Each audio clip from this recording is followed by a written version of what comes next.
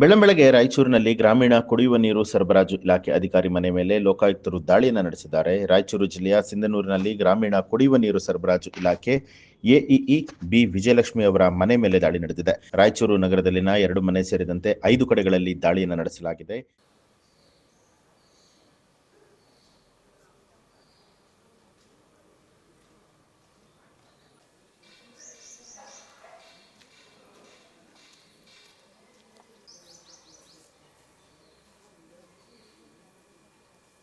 ಆದಾಯಕ್ಕಿಂತ ಅಧಿಕ ಆಸ್ತಿ ಆರೋಪದ ಹಿನ್ನೆಲೆಯಲ್ಲಿ ರಾಯಚೂರು, ಕೊಪ್ಪಳ, ಬಳ್ಳಾರಿ 3 ಜಿಲ್ಲೆಯ 5 ತಂಡಗಳಿಂದ ರಾಯಚೂರಿನ ಐಡಿಎಸ್ಎಂಟಿ ಬಡಾವಣೆಯಲ್ಲಿನ ಮನೆ, ಗಂಗಾ ಪರಮೇಶ್ವರ ಲೇಔಟ್ನಲ್ಲಿನ ಮನೆ, ಯಾದಗಿರಿ, ಜೋಳದಡಗಿ ಹಾಗೆ ಸಿಂಧನೂರಿನಲ್ಲಿ ಆರ್ಡಬ್ಲ್ಯೂಎಸ್ ಕಚೇರಿಯ ಮೇಲೆ ದಾಳಿಯನ್ನು ನಡೆಸಲಾಗಿದೆ. ಲೋಕಾಯುಕ್ತ ಅಧಿಕಾರಿಗಳು ನಿವೇಶನ, ಮನೆ, ಜಮೀನು, ದಾಖಲೆ, ಚಿನ್ನಾಭರಣ ಪರಿಶೀಲನೆ ನಡೆಸಿದ್ದು, ರಾಯಚೂರು ಲೋಕಾಯುಕ್ತ ಎಸ್ಪಿ ಸತೀಶ್ ಚಿಟಗುಪ್ಪಿ ಮಾರ್ಗದರ್ಶನದಲ್ಲಿ ಅಧಿಕಾರಿಗಳು ದಾಳಿ ನಡೆಸಿದ್ದಾರೆ.